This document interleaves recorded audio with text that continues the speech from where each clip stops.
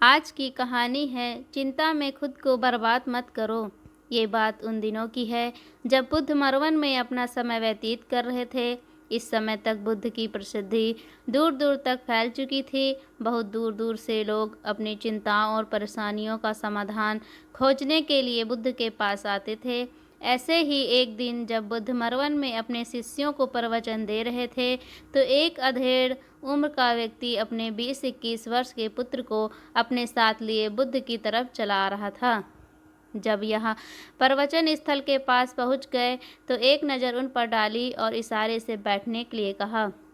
जब प्रवचन समाप्त हो गया और सभी लोग वहां से चले गए तो बुद्ध ने उस व्यक्ति को अपने पास बुलाया और बैठने के लिए कहा। वहां चारों तरफ हरियाली छाई हुई थी। मौसम बहुत सुहाना था और तरह तरह के पक्षियों की आवाज़ें गूंज रही थी। ऐसा नज़ारा देखकर उस व्यक्ति को अंदर से असीम शांति महसूस हो रही थी। इसके बाद बुद्ध ने उस व्यक्ति से आने का कारण पूछा तो इस पर व्यक्ति ने कहा कि तथागत, मैं 2 दिन की लंबी यात्रा करके अपने पुत्र को आपसे मिलवाने लाया हूँ। ये मेरा इकलौता पुत्र है और ये हर समय थका थका रहता है। ऐसा लगता है जैसे इसके अंदर कोई जान ही नहीं है, कोई प्राणी नहीं है। इसका स्वभाव भी काफ़ी चिड़चिड़ा हो गया है। अगर हम इसे कुछ भी कहते हैं तो यह हमारी छोटी छोटी बातों पर गुस्सा हो जाता है। इसके देखने की क्षमता भी उम्र से पहले ही कमज़ोर हो गई है और इसके बाल भी सफ़ेद पड़ने लगे हैं। इतनी कम उम्र में इतनी बड़ी उम्र का लगना, मुझे तो कुछ समझ नहीं आ रहा है किसके साथ हो क्या रहा है।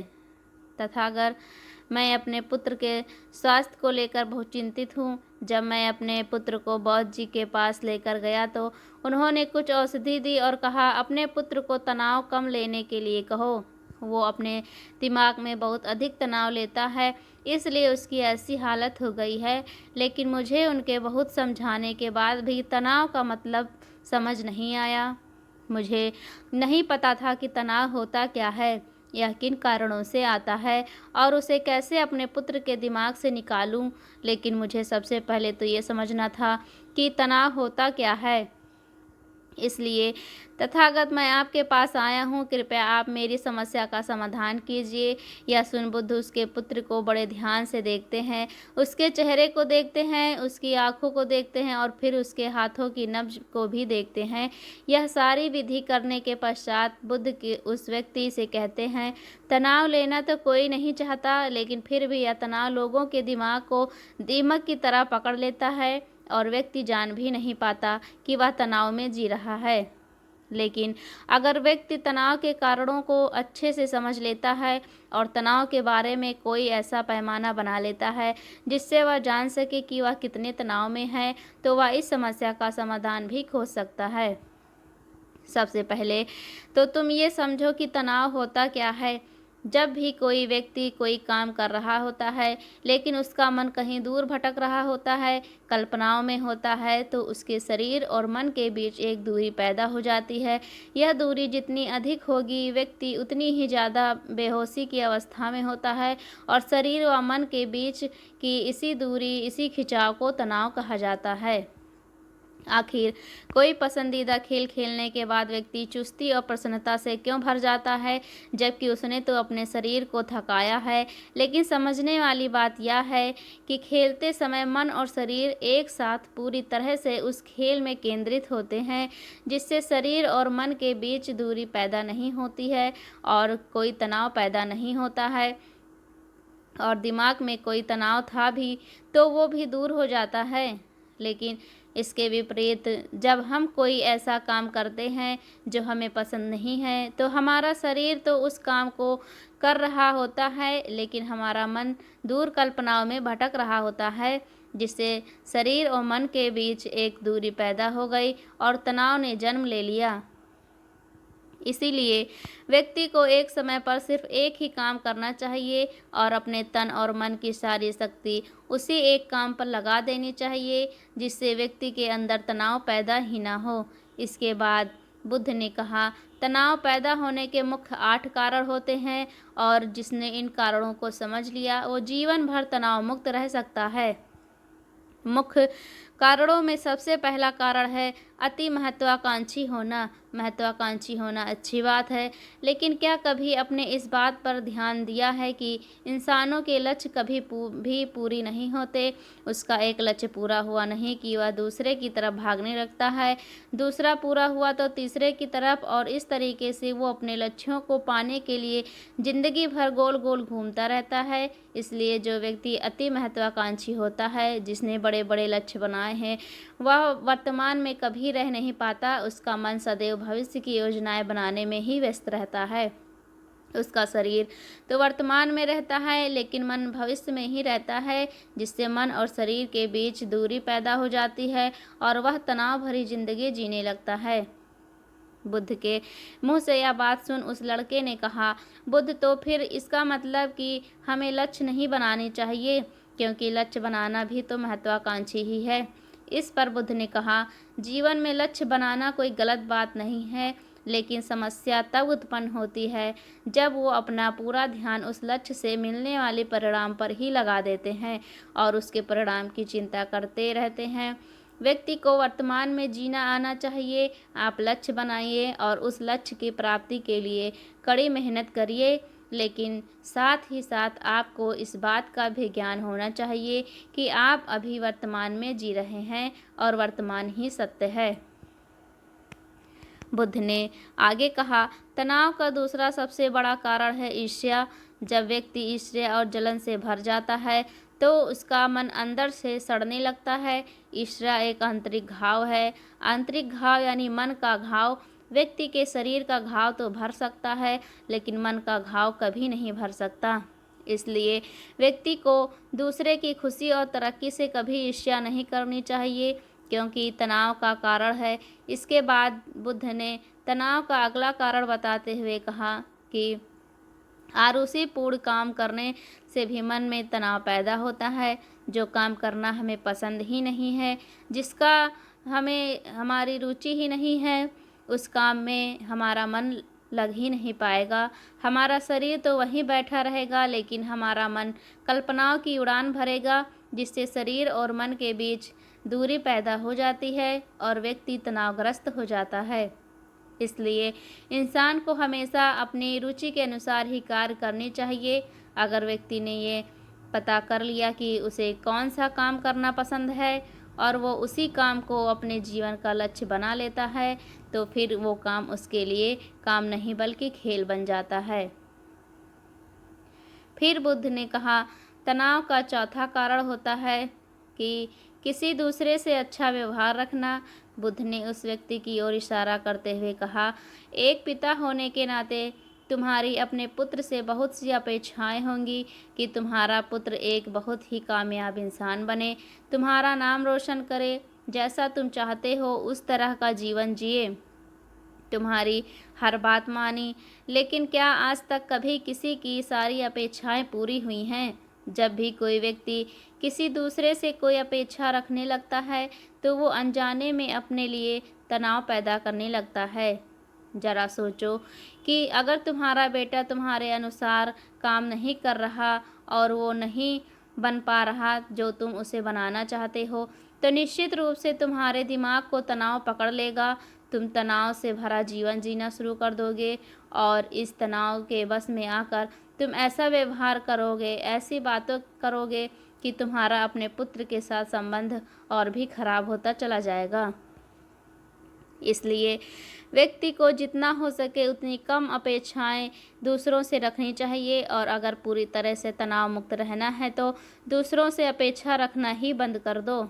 इसके बाद बुद्ध ने कहा कि शारीरिक कष्ट भी इंसान के तनाव का एक कारण होता है। जब व्यक्ति किसी शारीरिक पीड़ा से गुजर रहा होता है तो उसका पूरा ध्यान बस अपने शारीरिक दर्द पर होता है और वो पूरे दिन बस उसी के बारे में सोचता रहता है, जिससे उसका मन दुख के विचारों से भर जाता है और ऐसी स्थिति में व्यक्ति तनावग्रस्त रहने लगता है।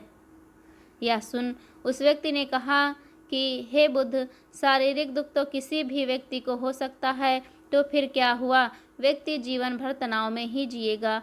इसका जवाब देते हुए बुद्ध ने कहा कि इंसान को ये बात समझनी चाहिए कि हमारा जीवन दुखों का आधार है। जैसे जैसे हमारा जीवन आगे बढ़ता है, इसमें दुख आते हैं, बीमारियां आती हैं और फिर अंत में मृत्यु भी आती है।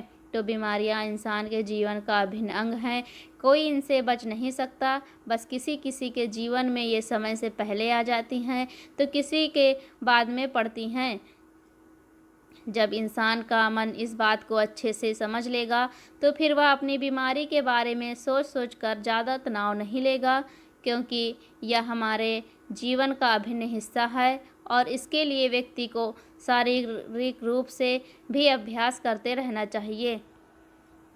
अपने जीवन में व्यायाम और स्वस्थ जीवन शैली को भी जगह देनी चाहिए ताकि उसका शरीर लंबे समय तक निरोगी रहकर सही से काम कर सके।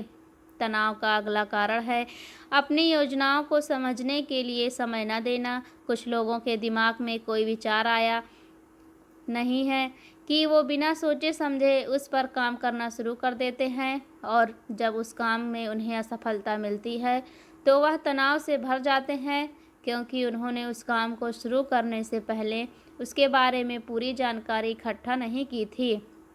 इंसान को कोई भी काम शुरू करने से पहले उसके अच्छे और बुरे परिणामों के बारे में ठीक से सोच विचार कर लेना चाहिए। इंसान को इस बारे में भी सोच लेना चाहिए कि अगर ये योजना सफल नहीं हुई तो फिर इसके बाद मैं क्या करूँगा। इसलिए व्यक्ति को अपनी योजनाओं को ठीक से समझने के लिए पूरा समय देना चाहिए ताकि बाद में उस योजना की वजह से तनाव पैदा ना हो। तनाव का सातवां सबसे बड़ा कारण होता है टाल मटोल करना, आज के काम को कल पर टालना। आप लोगों ने ये कहावत तो सुनी होगी कि आलस इंसान के शरीर का सबसे बड़ा शत्रु है। इंसान आलस की वजह से आज के काम को कल के लिए टाल देता है और फिर काम को टालना उसकी आदत बन जाती है।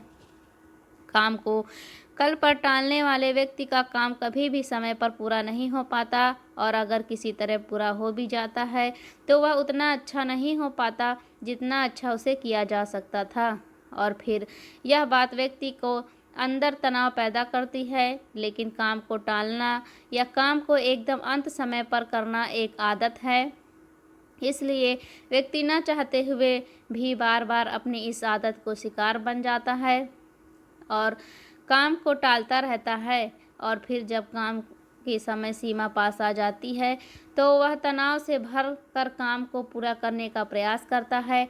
इसीलिए तनाव मुक्त रहने के लिए व्यक्ति को काम को टालने की आदत छोड़नी पड़ेगी और यह तभी संभव होगा जब व्यक्ति काम को समय से पहले खत्म करने का निश्चय करे। सबसे आखिरी और सबसे प्रमुख कारण जो तनाव का होता है वो है ज़्यादा सोचना। लगातार सोचते रहना भी एक बीमारी है और यह उस व्यक्ति में सबसे ज़्यादा पाई जाती है जो कपोल कल्पनाएं करता है। जो व्यक्ति अतीत की घटनाओं और भविष्य की बातों के बारे में सोचता रहता है, जो बेवजह के अनुमान लगाता रहता है, इसलिए व्यक्ति को ज़्यादा सोचने की आदत पर लगाम लगाना चाहिए। इसके लिए जितना हो सके खुद को काम में व्यस्त रखना चाहिए और हर दिन ध्यान का अभ्यास करने को अपने जीवन का हिस्सा बना लेना चाहिए। बुद्ध के मुंह से यह सारी बातें सुनकर उस व्यक्ति ने हाथ जोड़कर कहा, बुद्ध, मेरा पुत्र तो अभी मात्र 20 वर्ष का ही है और इसमें अभी इतनी समझ भी नहीं कि यह आपकी बताई सारी बातों का एक साथ पालन कर सके।